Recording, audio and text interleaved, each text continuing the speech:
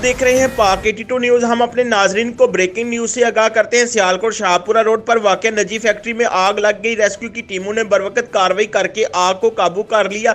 Rescue की 9 fire गाड़ियां और 2 एम्बुलेंस और रेस्क्यू रजाकारों ने ऑपरेशन में हिस्सा लिया। रीजनल इमरजेंसी ऑफिसर सैयद कमाल आबद ने ऑपरेशन की कमांड की और district emergency officer engineer Naveed Iqbal भी मौका पर मौजूद रहे।